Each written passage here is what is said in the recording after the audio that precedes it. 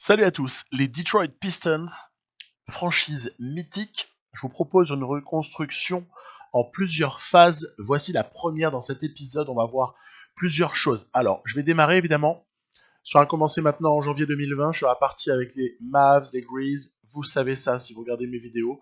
Et je terminerai cette première partie de vidéo par un regard sur la draft, donc avant 18 minutes. Après, je propose un rebuild dans la partie Spurs. C'est intéressant de voir ce que l'IA allait faire.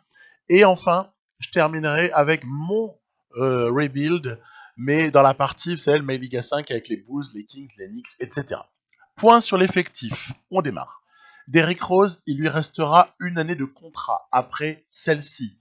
Ce qui veut bien dire qu'il y aura un choix qui se proposera aux Pistons dès cet été. C'est est-ce qu'on permet à Derrick Rose, qui n'a pas un énorme salaire, de rejoindre un contender peut-être pour qu'il ait une jolie aventure à vivre, ou est-ce qu'on le conserve parce que finalement il sert de mentor et qu'il est formidable dans ce rôle-là, adoré par les jeunes, etc. Reggie Jackson, il est expirant. Entre-temps, il a été coupé et il joue aux Clippers. Je le ferai un petit peu plus loin. Mais au stade où je démarrais la partie, Reggie Jackson était encore un joueur des Pistons, même s'il a été blessé aussi une grande partie de l'année. Jordan Bone est un jeune meneur en lequel j'ai envie de croire. Vous avez la raison. Quand on voit le potentiel, on se dit, mais pourquoi est-ce que ce type se développerait pas, au fond? Carrie Thomas, quelque part, ce serait presque pareil. Bon, il y a une blessure qui fausse un petit peu la donne, mais je ne vois pas pourquoi, sur Touquet, ce joueur ne permettrait pas, ne se développerait pas. Voilà. Il y en a un aussi qui m'intéresse, c'est pas vraiment Galloway qui est expirant.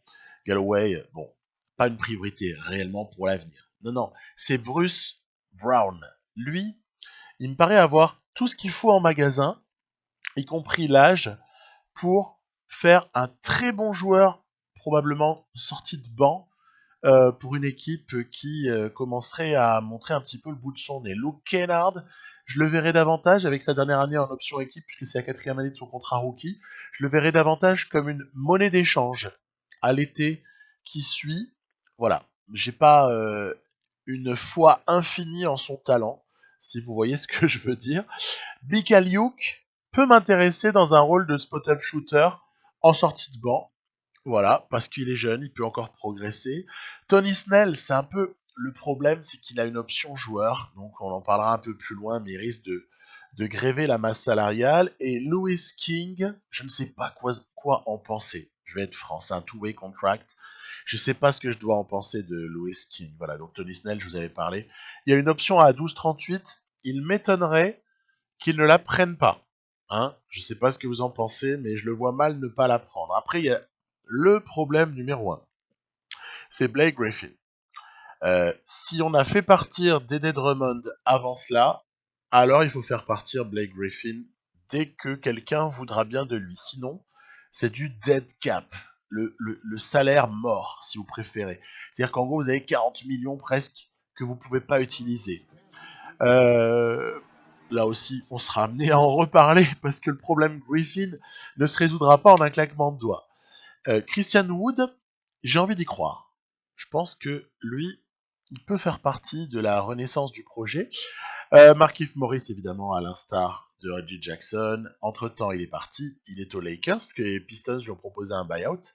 Et c'est ce que je ferai juste après. Sekou Doumbouya est dans sa première année rookie. C'est une saison dont il ne faut pas être trop sévère, je pense, avec lui.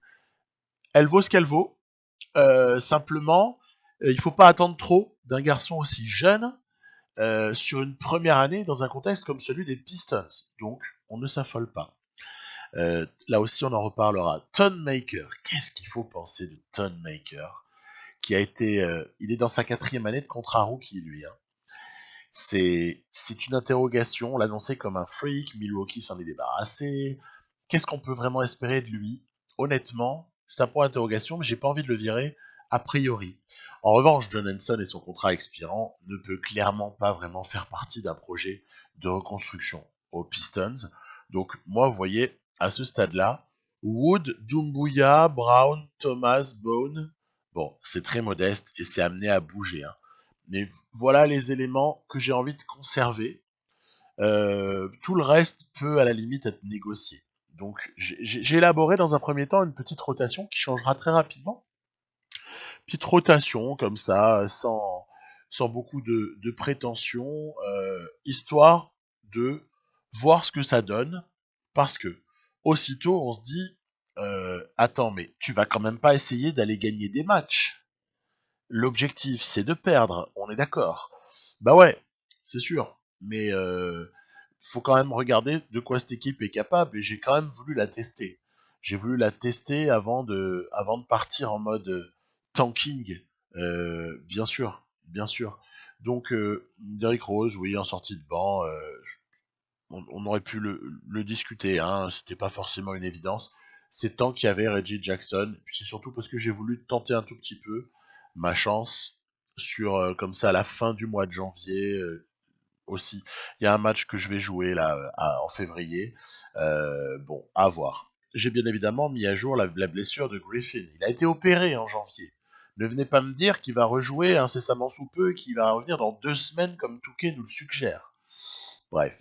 Et la recherche de jeunes talents. Et évidemment, celle-là, elle est importante parce qu'on peut s'attendre, en tout cas on peut l'espérer, à choper une pépite. Et je reparlerai de la draft un peu plus loin. Choper une pépite à l'été 2020 parce qu'on manque de talent. C'est ça qui caractérise cette équipe des Pistons. C'est le manque de talent pour essayer d'avoir de l'espoir pour reconstruire dessus. Voilà, pour moi, c'est ça. En tout cas, hein, c'est un avis très personnel. Chacun aura son propre avis. De toute façon, hein, c'est comme au foot. Il y a 60 millions de sélectionneurs. Bah là, c'est pareil. En NBA, quand vous prenez un problème comme celui-là, vous allez avoir plein d'avis. Je vous donne le mien. J'ai pas dit que j'ai raison. J'ai donc démarré mon expérience de jeu avec les Pistons sinistrés, avec la perte d'André Drummond.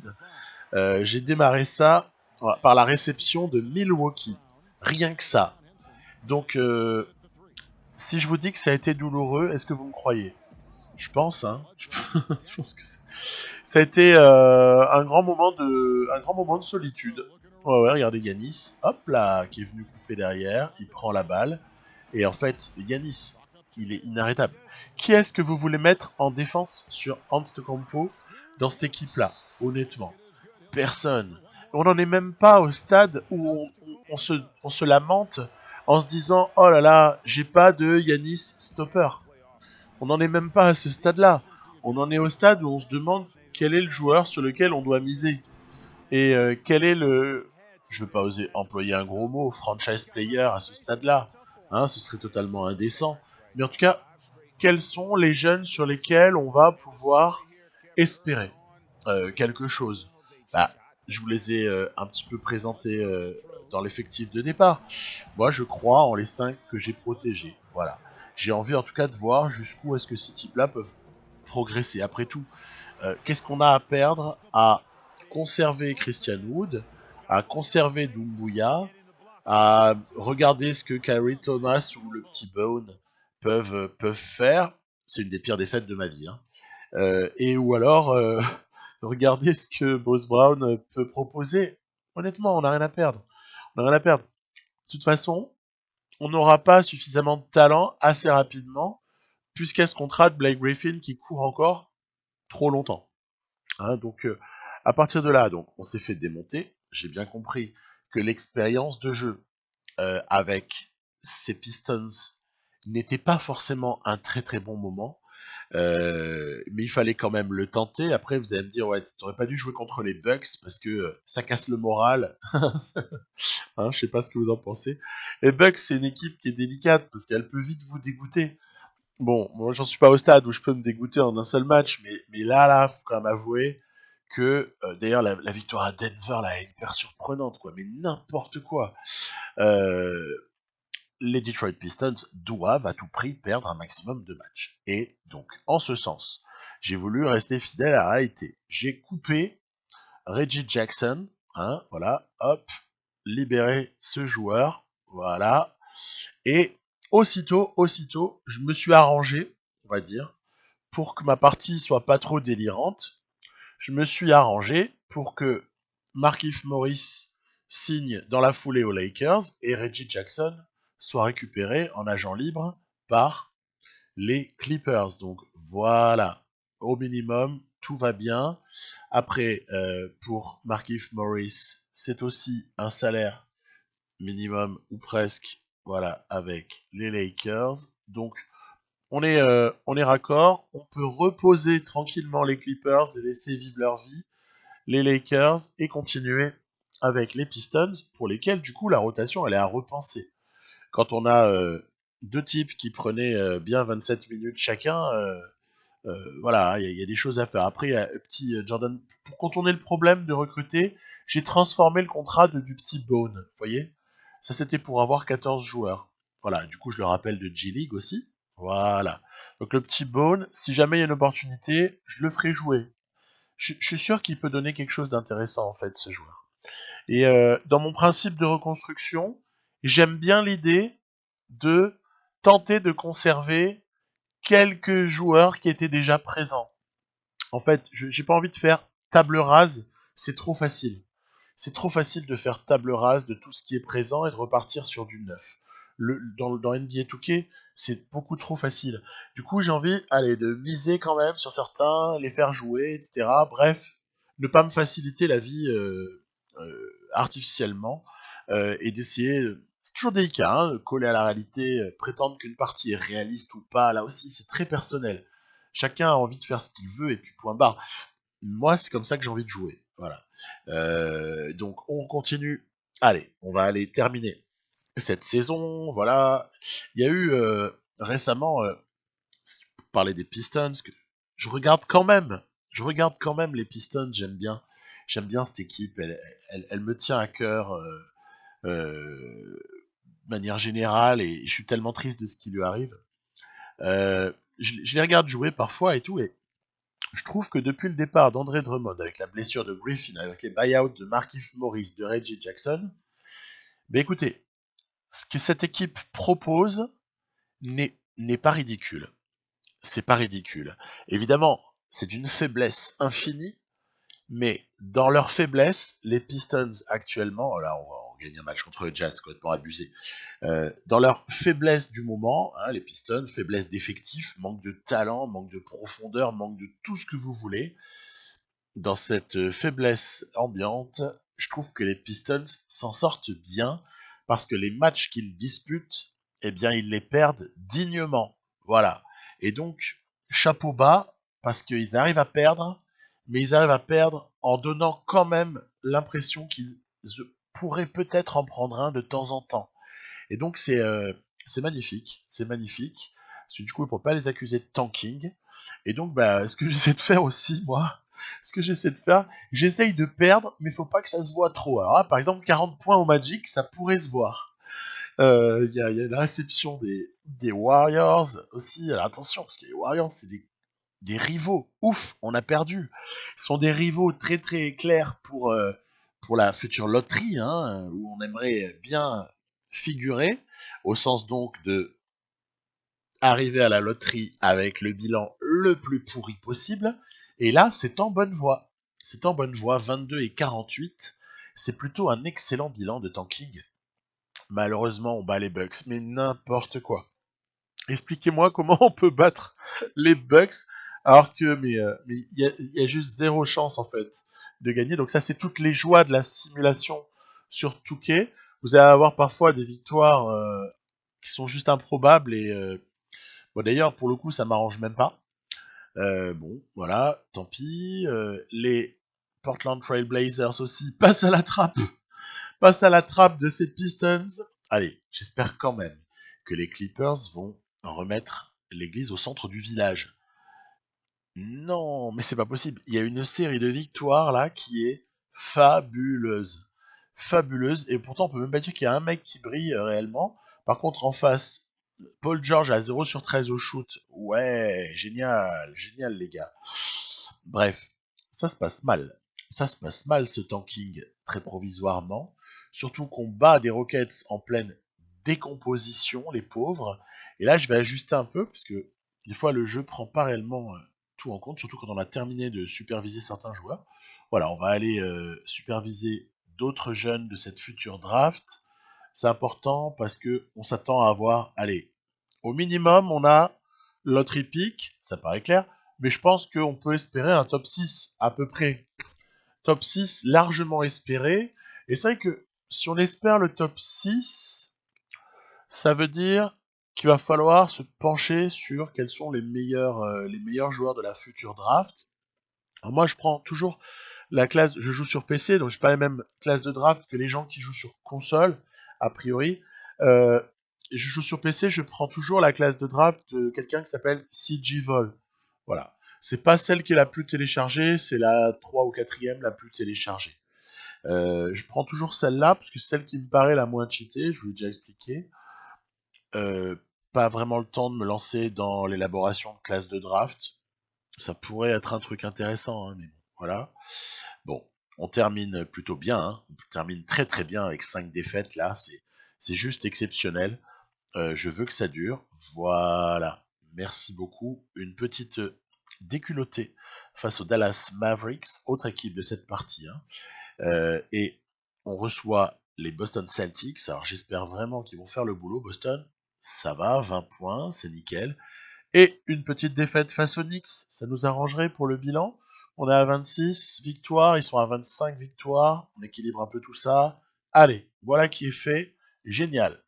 Génial. On termine donc à 26 et 56. Prévision des playoffs pour regarder le classement interconférence. On s'aperçoit qu'avec 26 victoires, on a l'un des 3 pires bilans de la ligue, ce qui augure vraiment vraiment bien de la suite. En tout cas, c'est la première pierre qu'il fallait poser.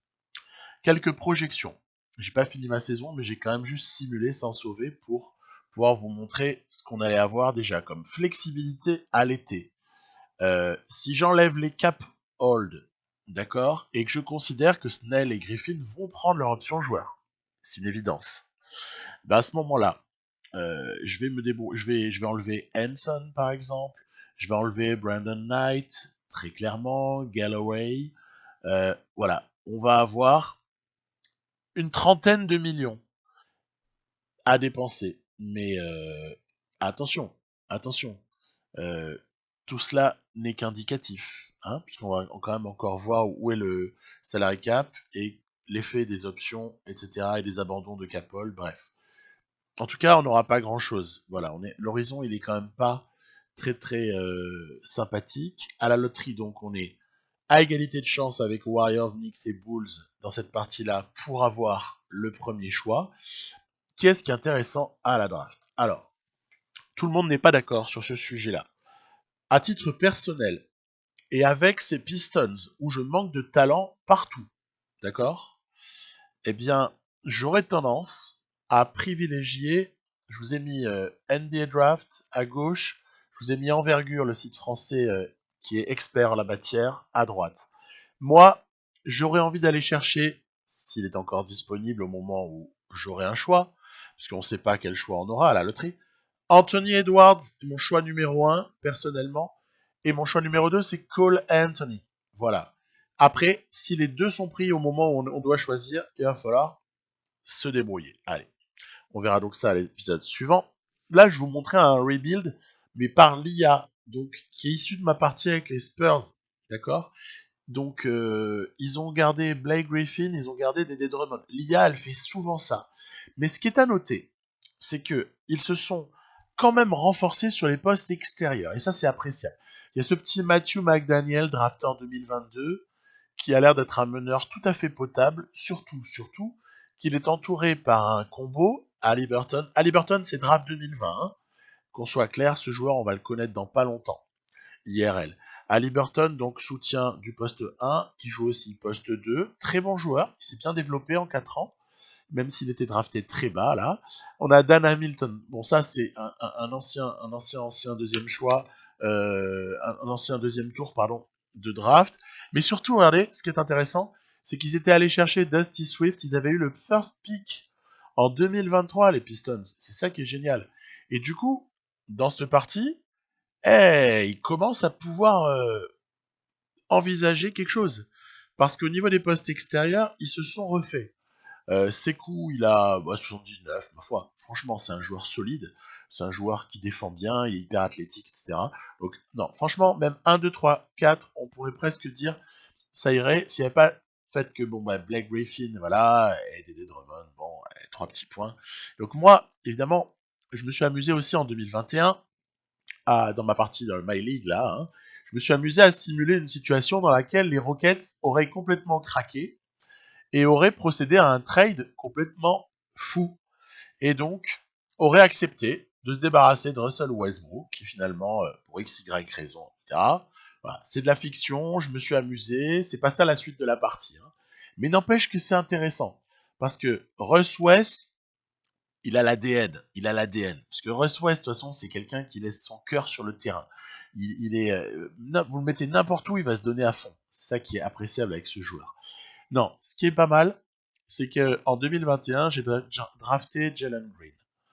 Donc c'est un très bon futur joueur, ça, Jalen Green. Et honnêtement, c'était ça. Donc il n'y a plus Drummond, on est d'accord, hein, et il n'y a plus Griffin. Hein. Doumbouya n'est pas mal du tout. Donc il y a ce petit Jalen Green, il y a un petit meneur aussi juste avant là, qui est pas mal. J'ai recruté Marcus Morris pour épauler Christian Wood.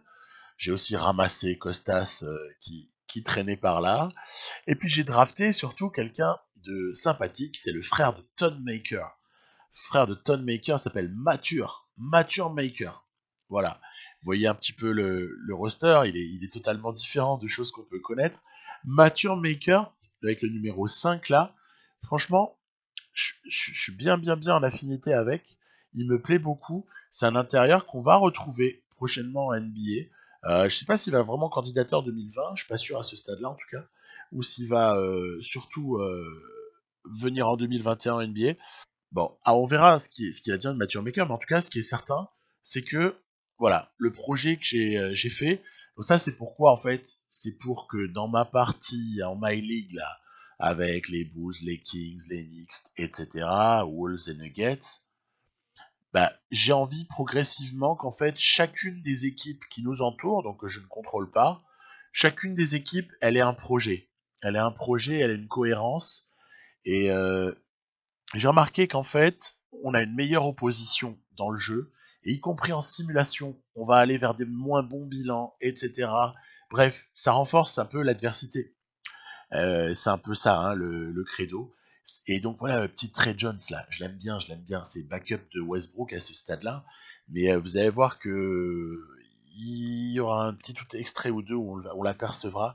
Il est sympa. Et puis évidemment, Jalen Green, il s'annonce déjà comme une future super recrue. Je vais pas dire superstar, all-star, NBA team, machin. Je suis pas capable de dire ça du tout à ce stade. Mais ce petit Jalen Green, il a éventuellement un potentiel, ouais, pour être, allez, all-star sous 3-4 années. En tout cas, c'est ce que je peux imaginer.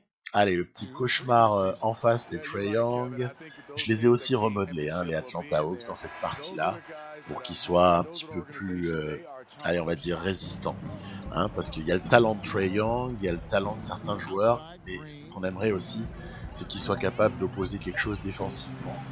Vous voyez un début de match assez somptueux, par exemple de Mature Maker, alors que Cam Reddish ici a ouvert sur un autre joueur que j'adore, c'est DeAndre Hunter. Ok, donc vous voyez, petit Jalen Green, voilà, avec la moumoute là, eh ben, il est plutôt sympa. Le petit Mature Maker qui balance des contres et qui a pas les mains en bois, là c'était Ton, mais Mature il est vraiment pas mal du tout. Voilà, bah, c'est un exemple de rebuild que j'ai fait. Donc dans cette partie-là, évidemment, je prendrai pas Westbrook, on va pas délirer non plus, parce que je pense que pour Griffin, en fait, le tarif, il peut être vraiment hyper bas, quoi. À supposer d'ailleurs qu'une franchise veuille bien le prendre. À l'heure actuelle, vous me direz ce que vous en pensez, moi ça m'intéresse vraiment de savoir.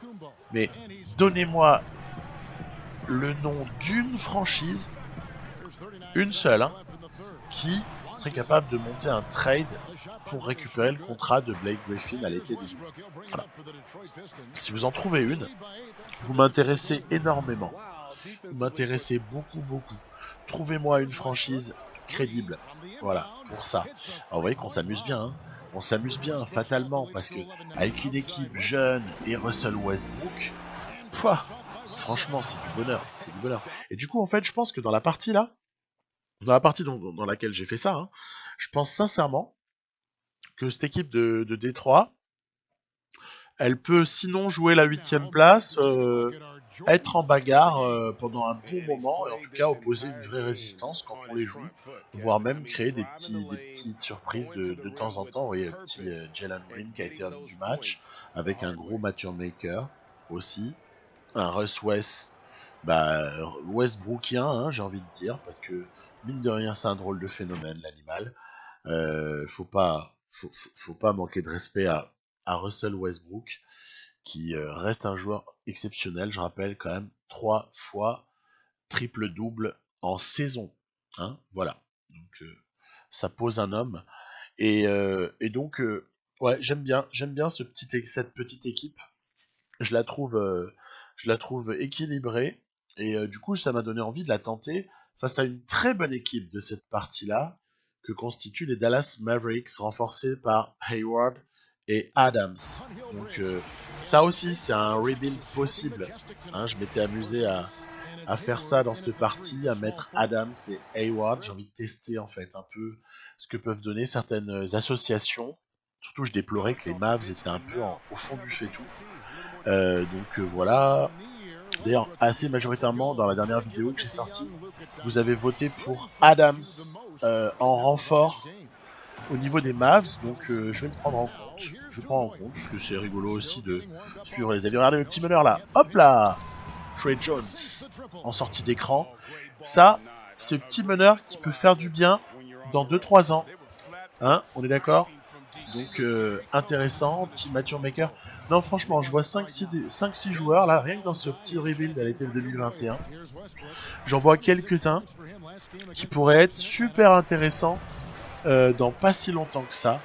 Et bon, voilà, donc c'était ça que je voulais partager pour un petit peu aussi lancer le débat hein, autour de ce rebuild des Pistons, parce que IRL, je pense que ça va galérer pendant un bon moment, hélas. Mais ce qu'il faut en tout cas, c'est faire un super choix à l'été 2020. Parce que ce choix-là pourrait faire gagner du temps à la franchise. Hein. Il y a Dwayne Casey, hein, faut jamais oublier ça. Hein. Dwayne Casey, c'est un super coach. Il n'est pas très servi là par son effectif cette année, par on va dire la direction prise par la franchise qui a quand même mis du temps à se positionner par rapport à que faire de Dédé Drummond, peut-être à échanger Griffin avant ou pas d'ailleurs. Bref, mettre le bouton reset, appuyer sur le bouton reset n'a pas été peut-être suffisamment tôt décidé par les Pistons et du coup se retrouve dans une situation vraiment délicate quoi, délicate où ces pauvres Pistons ben ils sont c'est ni fait ni à faire quoi. Il y a quelques gros contrats, il n'y a pas vraiment de jeunes talents. Voilà, on s'est compris, je crois que c'est un peu le mot d'ordre dans cette équipe. Donc petite possibilité de rebuild. Voilà, je vous avoue moi, Edwards ou Cole Anthony m'intéresse énormément parce que je me dis que si on a comme ça ce créateur, alors avec leurs défauts, hein, bien évidemment, hein, ce ne sont pas des joueurs encore très aboutis, hein, ils sont à l'image de cette classe de draft 2020, hein, mais c'est pas grave, parce qu'on leur demande pas d'être performants tout de suite, on leur demande d'être performants dans 4 ans. Donc c'est pour moi en tout cas les petites priorités du moment. Et un intérieur peut-être moins bien coté que Wiseman. Voilà, j'ai pas nécessairement envie de repartir avec un pivot qui est la tête de franchise, peut-être plutôt voilà un extérieur, soit un arrière comme Edwards ou un meneur comme Anthony. Je vous dis à plus. J'espère que ces deux petits exemples, ce petit exemple surtout en dernier là, vous aura amusé et que bah voilà. pourra reconstruire ces Pistons là au fil du temps avec bonne humeur. À plus. Bye bye.